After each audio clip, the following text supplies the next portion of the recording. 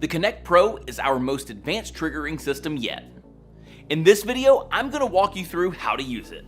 To get started, install 3 AAA batteries into the battery compartment located underneath the trigger. With the batteries installed, let's place the foot into the camera's hot shoe and lock it in place. To power up the Connect Pro, hold down the white button on the side of the remote. This button also functions as a test trigger to ensure that the remote is communicating with your lights. As you make your way to the top of the Connect Pro, you'll notice the big bold display with enough real estate to provide all the information you need to keep the shoot moving. The controls on the face of the Connect Pro are laid out to be simple and intuitive. The 4 buttons located on the left are for group control. Groups A through C are displayed on startup. To access groups D through F, simply press the bottom group button. To select all groups, just press the same group button 2 times. If you long press a button, you'll put that group to sleep. The dial at the bottom of the remote allows you to adjust the power of the selected group up or down with just a spin. On the left of the remote, you'll find the button to toggle the continuous light. If all groups are selected, it will activate the continuous light for all groups. Below that, you'll find the auto button. This toggles the current mode of the remote between TTL and manual.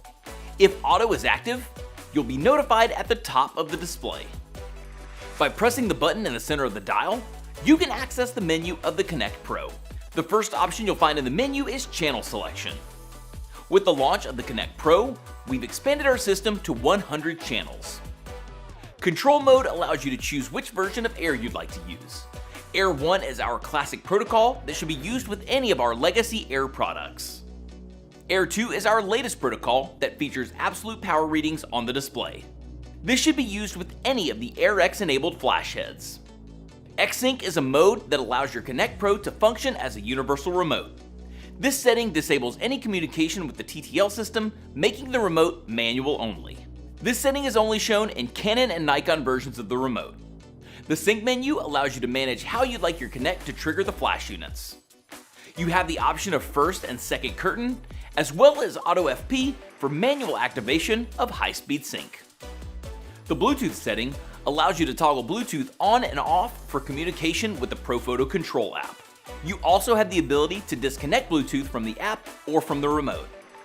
Jumping into the advanced settings gives us the ability to customize some of the settings as well as information about your Connect Pro. The control sound setting provides tactile sounds for the dials and buttons of the Connect Pro. Warning sounds provides an audible alarm for incorrect exposure. The backlight control allows you to set how bright the display appears. By default, this is set to medium. Just know, the intensity of the backlight can significantly impact the battery runtime. Standby and auto off are a battery saving feature that either put the unit to sleep or shut it off after a period of inactivity. Standby gives you the option of 2 minutes, 30 minutes and never, while auto off gives you 15 minutes, 1 hour and never. Battery type is a setting that allows you to set what style of AAA battery you're using in your remote. For alkaline and nickel metal hydride, set the remote to auto. If you're using lithium, make sure the remote is set to lithium. This will ensure a more accurate battery indicator. The About section displays your current firmware version as well as your product serial number. Regulatory information displays just that. And finally, Factory Reset allows you to reset all of your remote settings back to factory default. That's everything you need to get up and running with your Connect Pro.